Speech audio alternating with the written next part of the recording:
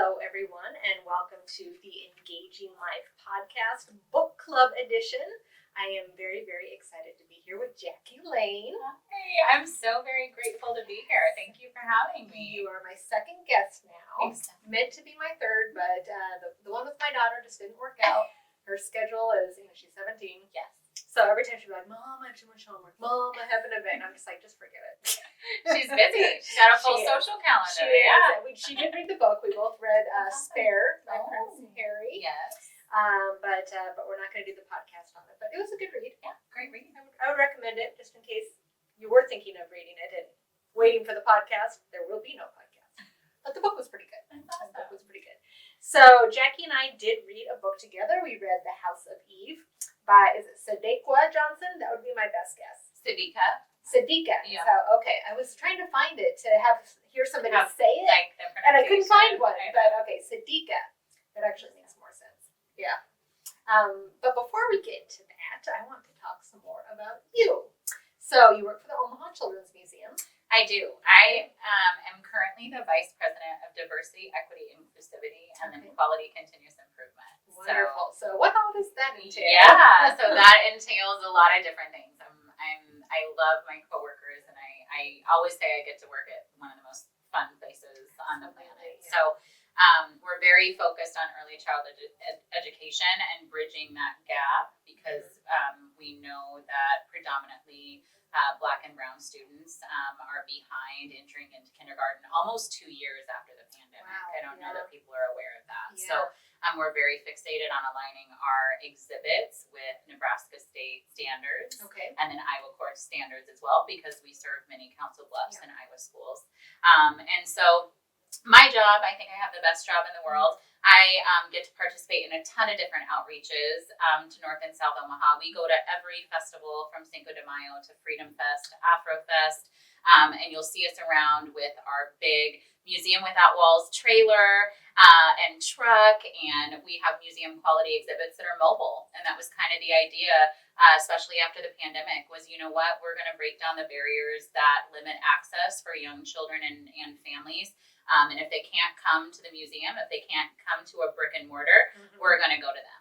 So that's wonderful. That is a fun job. Yes, it is. That is very fulfilling. It is extraordinarily fulfilling. And we'll talk a little bit about my history, but early childhood education, it's like, I always like to say I'm Benjamin Button in my career, because I started off in working with high school age children, and I was always like, I'm never going to leave my high schoolers. I love my high schoolers. And then it was middle school, and now it's babies. So, it's the full, it's the circle of life. It's we've come 360 now, and it's extremely rewarding. The second part of my job is that I do continuous quality improvement, and that's a lot of safety measures and protocols and writing practice and policies for the museum and revamping them. And I work with a wonderful team to do that, and so that's kind of that's fun too, but in a different way. Well, sure, yeah, it's needed. It's structure needed to have the fun. Yes, that's the essential component. Yes, for sure. balance, definitely. So you're also an author. I am, and almost hit my a 2-time author. Yes, so we've got From Bully to Bestie here. So tell me a little bit about this book. I was able to read it, and it's fantastic. It's fantastic. But tell me a little bit about what went into this and kind of what your thought process was, saying that this needs to be out there. Yes, absolutely. So I have been was a teacher since 2009. And you know what? I think that we're all teachers and we're all students in this journey of life, right? But I went to school to become a teacher. And what I really saw is that we have a real need for encouraging children, especially to be able to talk about their social and emotional health, right?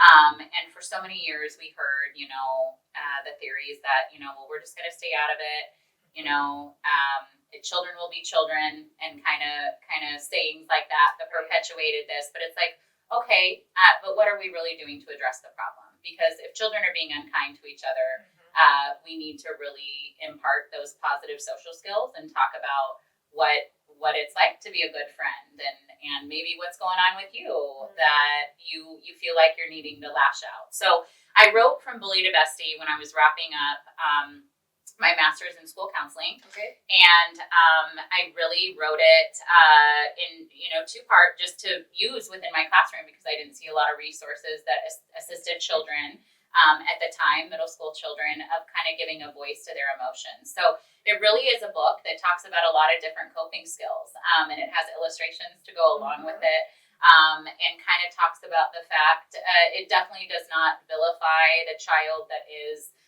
maybe acting out. But it's kind of a guide of some scenarios and some skills that can be used, whether it's meditation, whether it's getting outside and exercising, whether it's self-love, positive affirmations, those types of things. But it's written in children's language. Wonderful, So. wonderful. Very much needed. Yeah. Very much needed. And it's wonderful. Yeah. And then we also have a daily organizer. Yes. That you have done. Yes, I did. And that's filled with positive affirmations, but also kind of putting a structure to Children's Day because we know how important that is. Yep.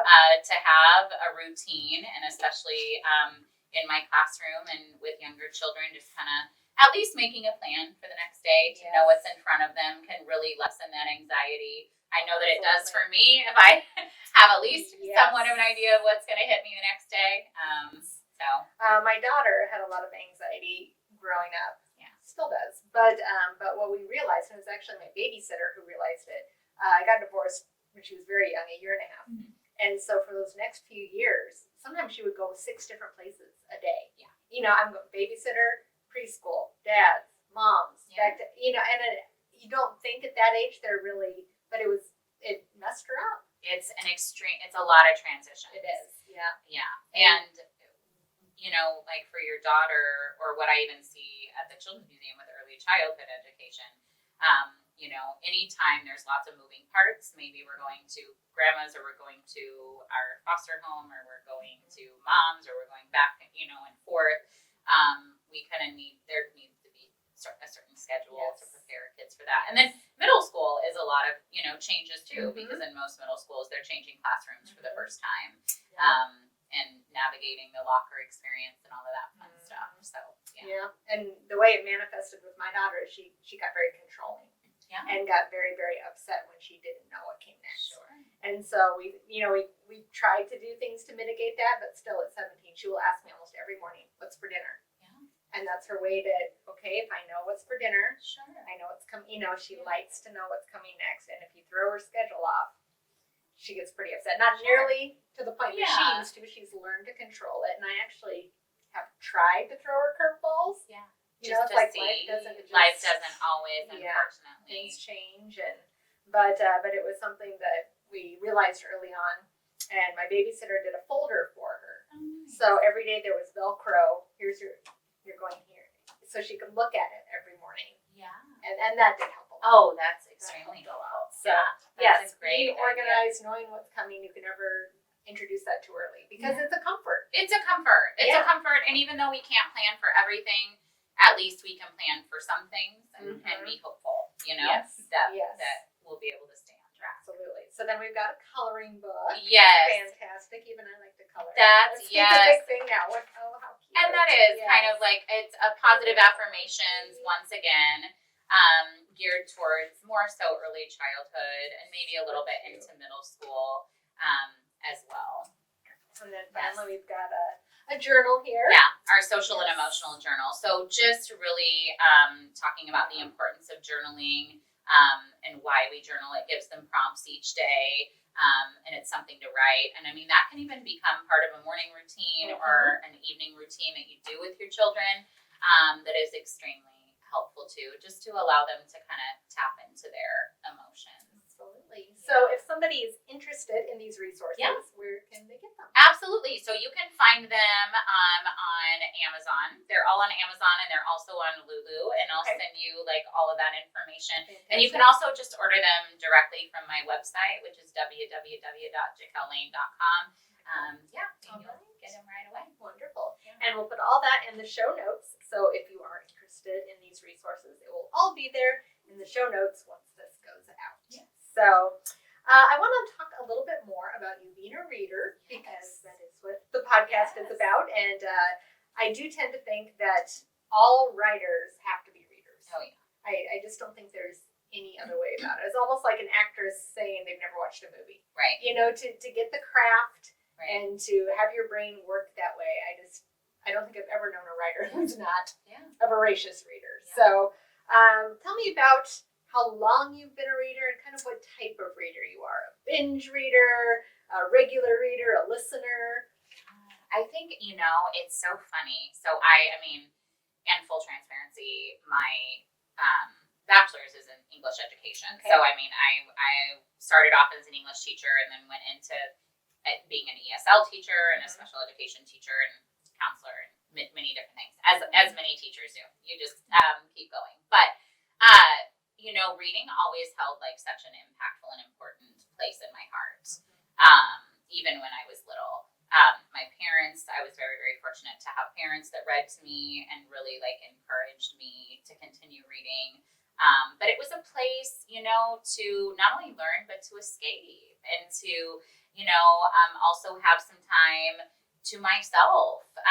As a quiet, I think some people are interested to find out. I am very extroverted in some senses, in some capacities, but I'm learning, especially as I get older, that I'm very much so an introvert, and I really need a lot of time to recharge. And so reading is really helpful to me in that aspect. And so I read everything. I mean, and I don't discriminate. And I actually just met with someone from the public library, from the Omaha Public Library yesterday, for work, and we were talking about, the difference. It's like, does it count on audiobook and Audible? And it's like, yes, it does. It fires up the same synapses in our brain and things like that actually holding a book does. And so I do. I mean, I listen to Audible when I'm working out. I belong to an amazing book club in town. So we read different things and do different activities in the community together that are surrounding what we're reading. Okay. But I also, read at night, and I read for leisure, and I enjoy it. It's a big, big part of my life. Wonderful. How about if you could choose a favorite book? Yeah. Do you have one? I do. Okay, what is it? To Kill a Mockingbird. Okay. Yes. Is my favorite book. Yeah. Both, and and I credit my parents for this. So I've always thought of my father as Atticus Finch. He was a lawyer, and both of my parents were fighters for social justice and equality. And that book has always resonated with me. I have a copy of it at home now, and it's very, very, very special and very near and dear to my heart. Yeah. Have you read the sequel? I have not. I've not either. I have not. Yeah. Ghost at a Watchman? Is that what yes. Yes, I haven't read it either. I know. Are you afraid? I'm a little bit afraid that I'm like, yeah. and then, what do we do, Harper Lee? Like, what do we do then? Right. No, but I'm sure that it's fabulous. It was just, it's one of those books that when I read it, you read certain things, you read Our Town, there's certain, in your matriculation that you read, that are pretty much across the board. And it was just one of those books that was like, wow, for its time, this was extraordinarily pivotal. This was so different than, and she really took a risk in writing it. And obviously it's lasted for generations and generations. But that Atticus Finch character, is he's wonderful. Yeah, and the acceptance also back then, and I want to point out that families are different and families look different, which back then was also not the norm and not accepted. Yeah. The single her father mother had died. Yeah, her mother she had was died. such a tomboy.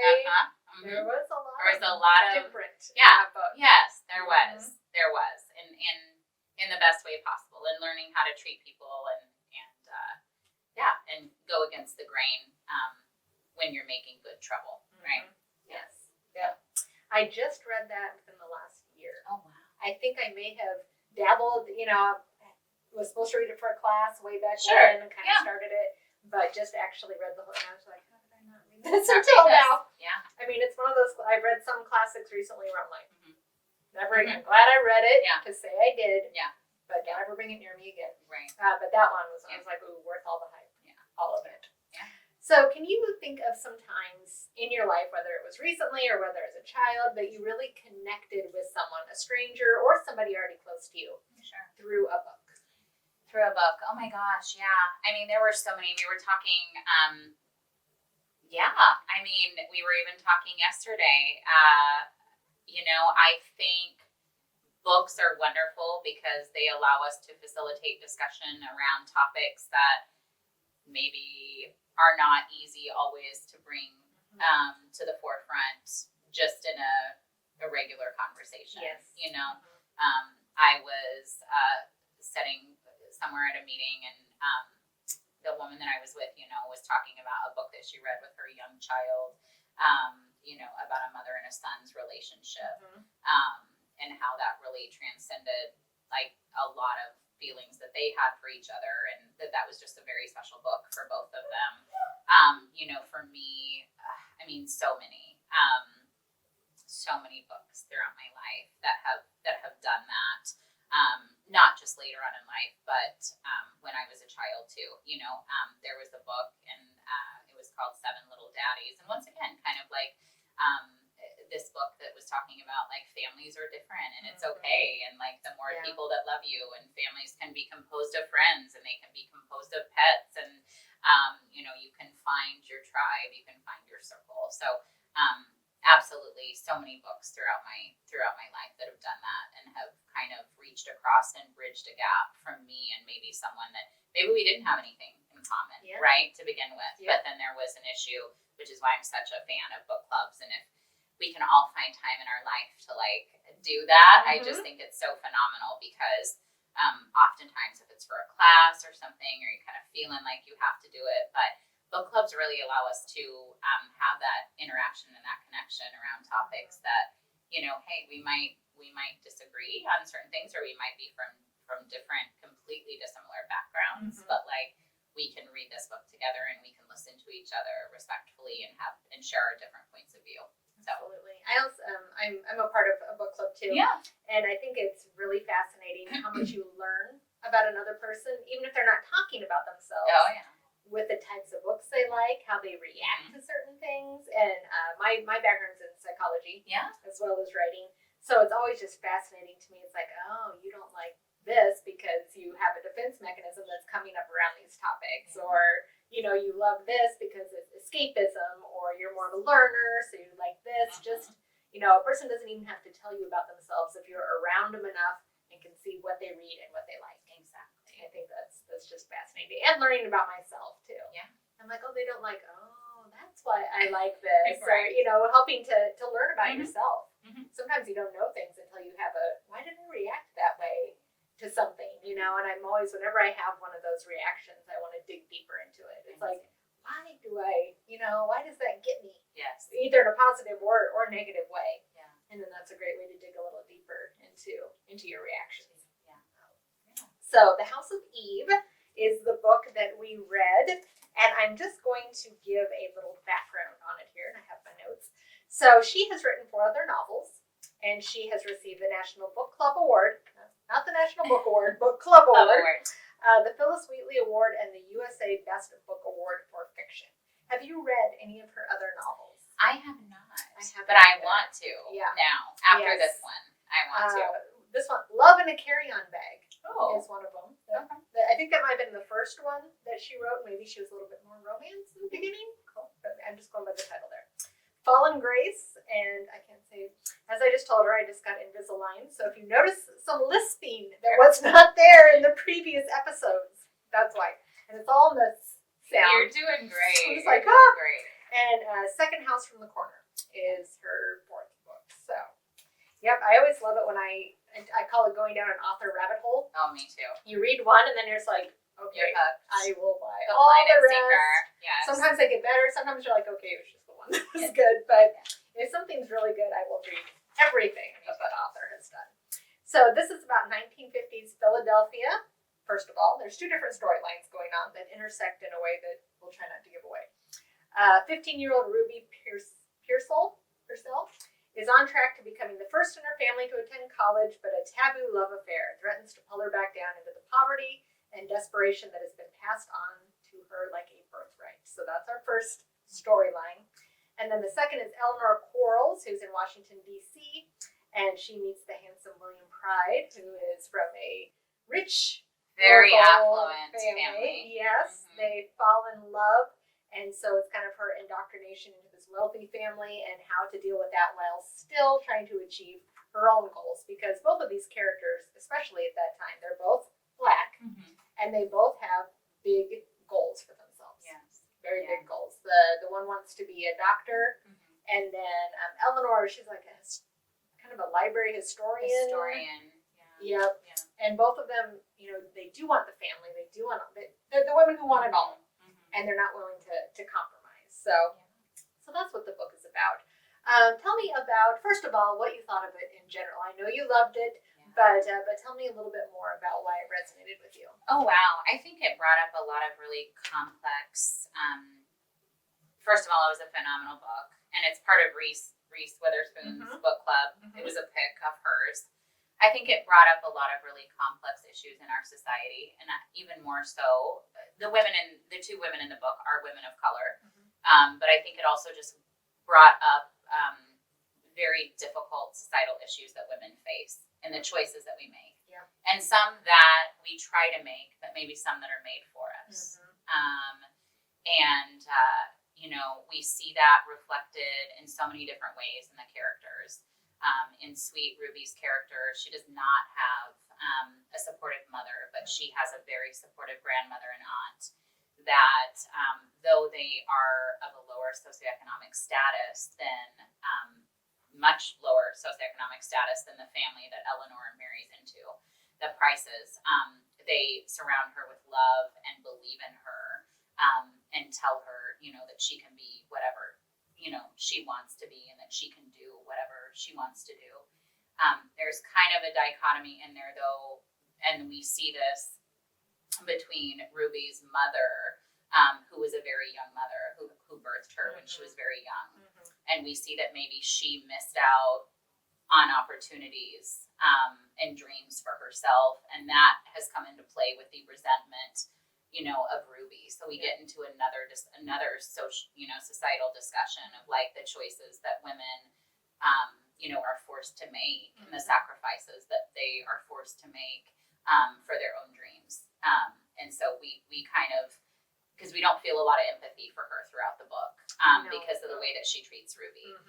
And Ruby she's very dedicated. She wants to be a doctor. They do not have a lot of money. And so we see her struggling and also being a woman of color at the time, and just being a woman of color in general, and what that means, that she has to get this scholarship, and she has to work so diligently hard, and she has to outperform everyone else and work 10 times hard as anyone else.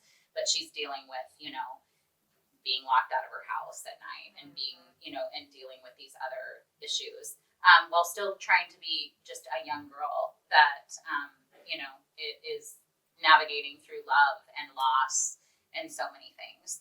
I think it's a fascinating portrayal of two women whose lives intersect. And I can tell you that I did not exactly see the end panning out. I don't know if you did. Yeah. I didn't. I was like, how are these? I'm like, they're just two different. I'm like, oh. Yeah. I really liked the resilience of both of the characters. And it's times like this, I'll read something and I'll be like, wow, I'll give up on my workout for the day because I got up 5 minutes late, or I can't find one of my, it's like, sometimes I have so little resilience, it's just like one little thing can go wrong. It's like, forget it. Yeah. And these girls were working through incredible circumstances and just kept going and going and going. I mean, through trauma, through every obstacle that could be put in their way, and just kept going. And I really liked Eleanor and the way that she stood up. She was, I would say, middle class, lower middle class. She wasn't in Ruby's situation. Right. She was not in poverty, but she was probably lower middle class. Marries into extreme, like the royalty of BC families, and her mother-in-law is extremely overbearing. And the way that she just keeps standing up to her, and the boundaries that she had, I thought was very inspiring. Because she could have just broken down and done whatever and lost herself. And she didn't. And so I love that part of it. I also love that none of the characters were black and white.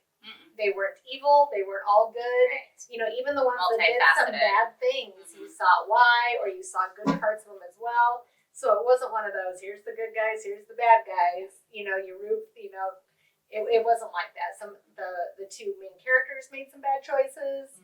You know, you rooted for them, but they weren't perfect. Yeah. And then the men that they got involved with, you could see the struggles they were having. You know, here's my background and what I should be loyal to, but I love you. Yeah.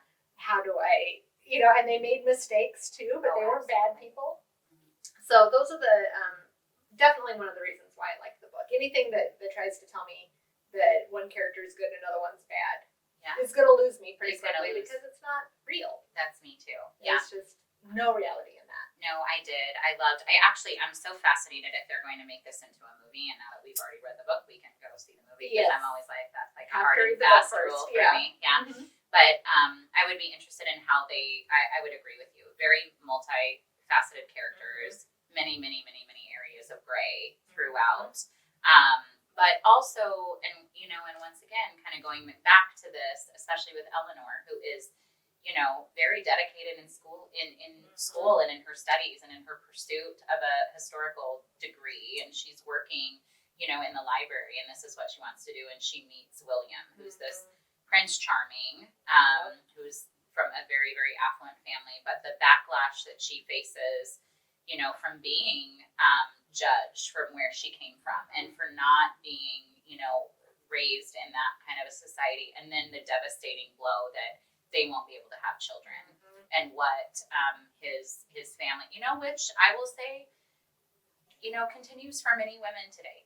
There is a stigma around that, still to this day. And so her kind of having to hide and fight against that, because, everything has to be perfect, and we're putting up this facade for these people. And her mother definitely, obviously plays that out in a myriad of different ways. And the fact that I don't think Eleanor had any inclination or clue that her family was kind of lower until she meets this. And it kind of made her rethink, her own family of, well, I didn't even know this existed. I thought we were doing pretty well here. And then also not wanting her own parents to feel bad, about being compared to this super high-end family. And I think it makes you really think that maybe some people believe they want to be, I want to marry rich. I want to be part of the, the who's who in the town, and don't realize all the bad that comes along with that. Maybe you can't be who you are to be accepted in that society. Maybe you will be told what to do all the time. Is that worth it? And just the choices we make. And I think why both of these characters were so resilient, and the author did a great job of explaining it. They had a goal. They had values that lined up with the goal. Yes. And that was why they were able to stay true. They knew Themselves. why they wanted to go here. They knew their route. And so when things knocked them off course, they had the passion, the value, and the goal there to keep them, to get them back on there. Absolutely. I've been reading a lot kind of in that area of psychology, which is, you can, if you have a goal, but you don't really have the passion, the values aren't behind it, you don't even know why you want to achieve the goal, you're not going to get there. Right. No matter what, no matter how easy the path or how hard the path, you're probably not going to get there. But if you've got all of the inside strength around it, then you develop the passion, and then the route doesn't matter. It could go like that, but you're going to stay on it. Because you have that passion behind it. And I think both these characters knew exactly what they wanted. Yes. And how important it was to them. Yeah. And it didn't come without sacrifice, especially for either of them. But especially, and there is a part in the book, where Ruby, who does, fall in love with a young Jewish boy, and knows that they will never be accepted, even though he loves her very much. And that, she's going to have to make like this ultimate sacrifice of walking away from him and forgetting about the pregnancy and everything that she's had to go through, to become a doctor, which is ultimately what she wants to do. It is heartbreaking, but also so real, right? Yeah. Because how many times have women been told, well, you can have it all, but maybe not at the same time, or maybe not, that's something that really resonated throughout this book, because we don't hear, then Eleanor gets a child, she gets a baby, that's adopted. She gets Ruby's baby, and they're going along, but we don't hear a lot of mention of her and her library studies, or if she goes back and really fulfills that. So that was kind of, I guess, an overarching question for me was, this thought, and heartbreaking in a way, but still, what do we want? What happens? Yeah, absolutely. I also thought it was really interesting because, especially back then, and not that it doesn't still happen now, because it does, a lot of girls Ruby's age, if there was the boy telling her it was all going to be okay, it's all going to work out, you'd listen to him. Because you want a man to take care of you, and you believe what they say because that's what you want to believe, but she was strong enough to be like, that's not reality. Right. You can say that all you want, it's not going to happen. We will be signing up for a life of misery. And even though we love each other, I'm not down for that. Yeah. I'm not going to sign up for a life of misery where I don't get my goals, and we'll probably end up being pushed apart anyway, because what couple can withstand that amount of societal pressure? She saw that, and even though he was saying, I'm ready for it, she was like, I'm not. Yeah. It's not my path. Yeah. And she does. She goes on and she realizes her dreams, but it's not until the end, because she's such a talented artist, that the reader is able to tie everything together, and say, oh gosh, because William Price has his daughter's painting hanging in his office.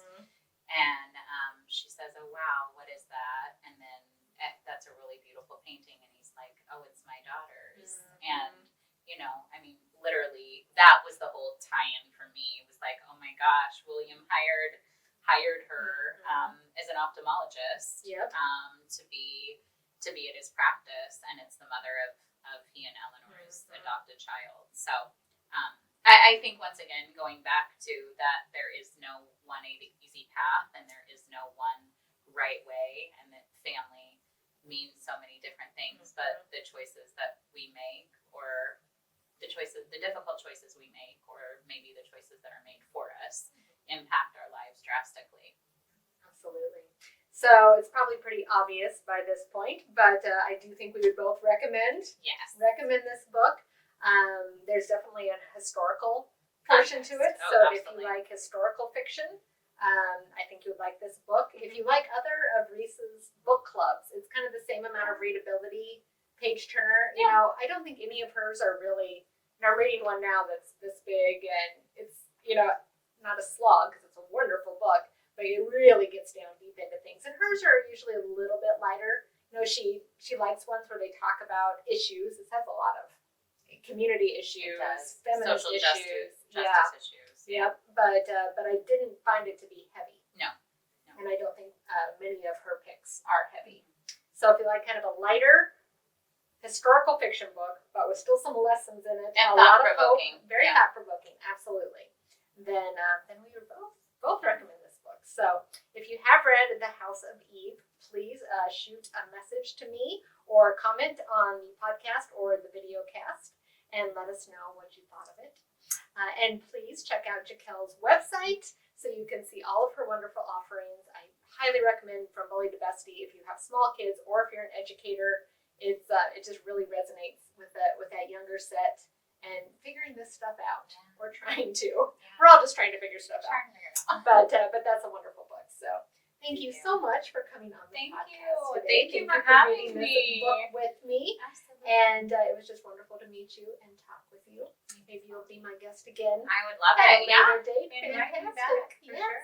And thank you for watching and or listening. And we'll talk to you on the next podcast.